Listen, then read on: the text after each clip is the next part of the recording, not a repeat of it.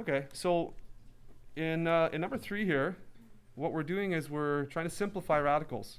Okay, so simplifying radicals, again, there's 2 ways you could do that. I mentioned yesterday you could reduce everything underneath the radical sign to prime factors. And then if it's a square root, you could group identical prime factors into groups of 2 identical prime factors, and then you could pull one representative out of the radical sign and put it in front. That's one way of doing it, the prime factorization method.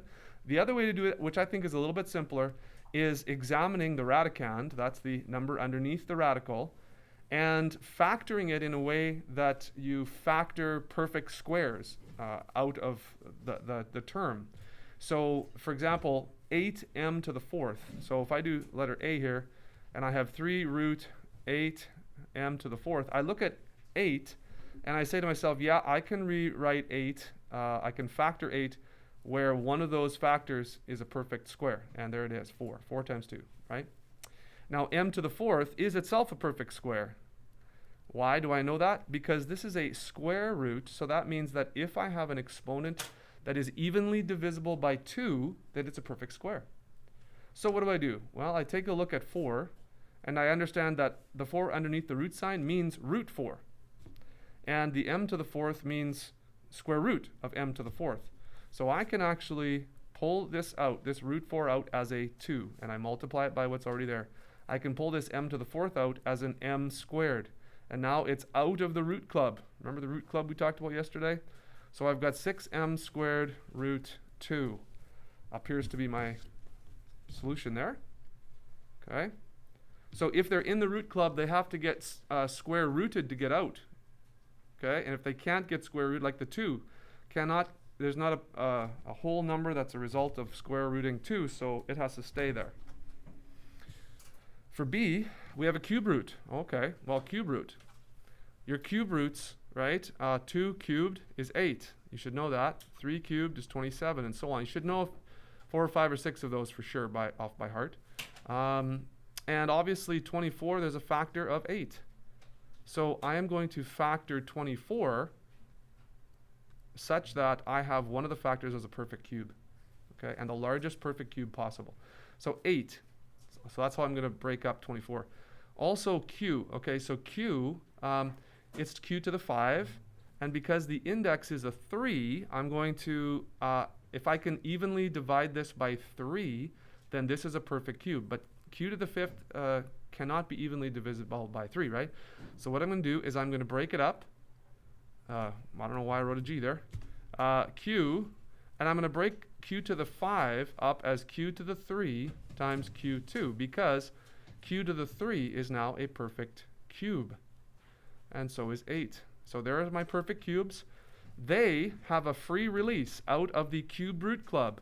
The 8 can now leave as a 2 outside. The q cubed can now leave as a q. Don't forget to rewrite your 3 as the index there. What's left over? 3q squared. All right, that's B. I imagine C is is a little bit more difficult because it's got more variables, bigger numbers, and a larger index. So let's do that. Oh, it's got a negative in front there too. So this one is really saucy, isn't it? Let's see if we can figure this one out here. Okay. And if you need your calculator to help you, that's okay. All right. What I don't want you to do is just plug in the 5th root of 160 and write the decimal down. That's not good, right? We're not working with decimals here. Express the expression in simplest form, which indicates that we want to retain the radicals and not just write them as decimals. So just so you know. But to the 5th, okay, 2 to the 5th. We should know that. We should know 3 to the 5th. Maybe 4 to the 5th. And if you don't have those memorized, I don't blame you. I don't necessarily either. But 2 to the 5th I know is 32. Okay. 81 times 3, what's that? 243. I think that's 243. Someone check that for me. What's 4 to the 4 to the 5? Oh, I should know this. 4 to the 3 is 64. Then 64 times 4 would be 256 times 4, 1024. Is it 1024? Thank you. Whew. Oh, the math teacher got it right. This is big pressure. Okay, so we'll put a few of those in there.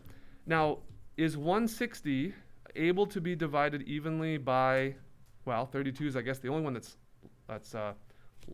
less than that. So does 160 divide evenly by 32? 32 times something? Maybe 5? Okay. So what are we going to do? We're going to do this. I'm going to leave that negative 2 out there. I'm going to rewrite this fifth root. And 160, I'm going to split that up to 32 times 5. Okay? 32 times 5. Now, s to the 5. Oh, this is perfect. 5 is evenly divisible by 5. So guess what? S to the 5 can stay just as s to the 5. That's a perfect fifth. Okay? Now, t to the 6, you guessed it. I'm going to knock this number down until I get a number that's evenly divisible by 5. So I'm going to split this up as t to the 5 times t. Okay? So that's factoring it. That's factoring that. So you don't have, maybe you have a highlighter and maybe you want to do this. I don't know. I have a fancy highlighter here, so I'm going to do it. So that's a perfect, it has a perfect fifth root. This has a perfect fifth root. So does this. So those ones can make it out of the fifth root club. And let's write negative 2 there times, what's the fifth root of 32? Well, it is 2. So 2 times 2. That one's gone. And s to the fifth comes out as just regular old s. And then everything else has to stay in there. Make sure you put your index there. And I'm left with 5t underneath there. So simplifying, it's negative 4s times fifth root of 5t. And sorry, what did I miss? The t on the left side. The t. Whoa, did I write an s? Oh, I didn't write the t? Okay. S-T, thank you. S-T. 4th Street. Okay. Negative 4st. You're absolutely right. So I got the 2 from here, I got the s from here, I got the t from here. Got to write it down. Yeah, question? Could you not divide the 5 and take out the 5? No. Good question, though. Very good question. Could you not take out the 5? The fifth root of 5. Now, 5 divided by 5 is 1. But remember, we only divide by this index if it's an exponent.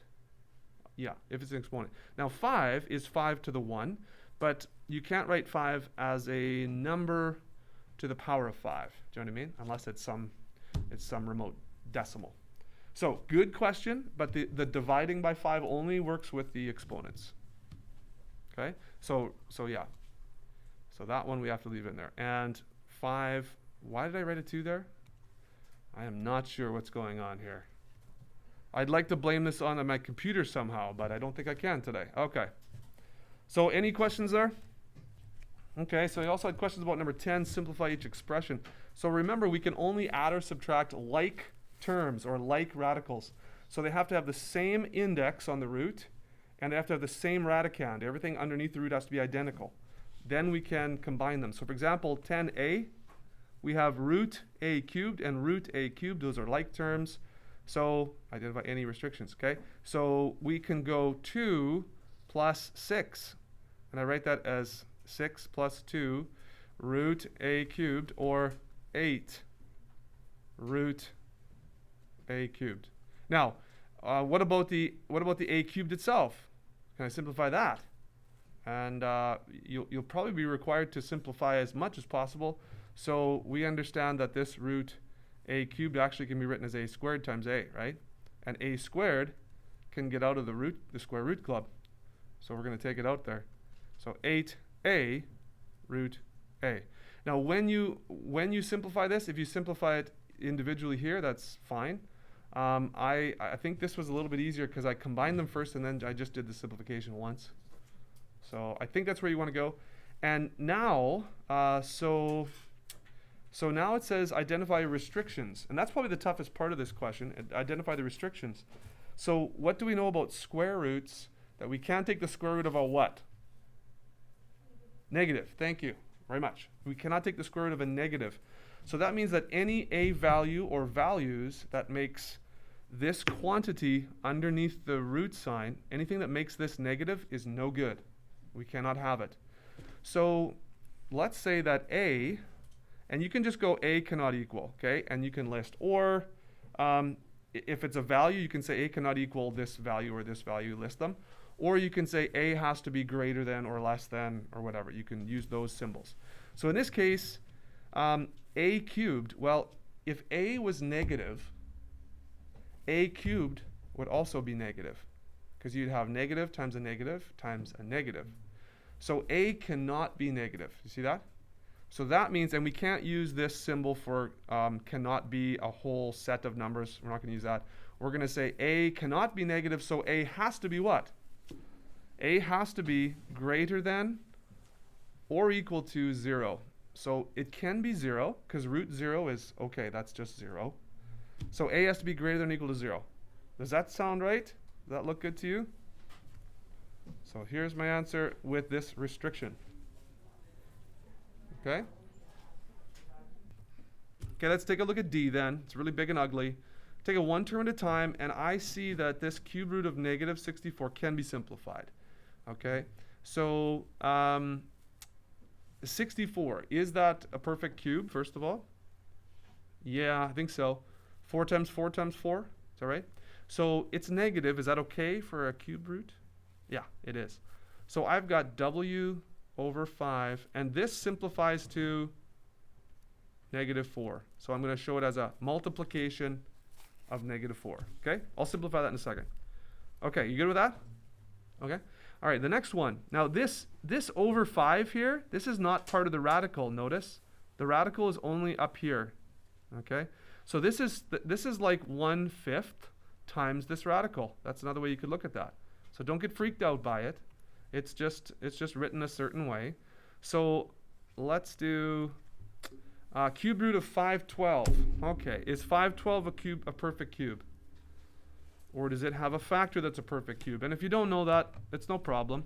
Get on your calculator and, right? So we know what a few of the perfect cubes are. Let's try 512 itself. And again, maybe you, okay, so it's not a perfect cube. See the decimal? Not a perfect cube, okay?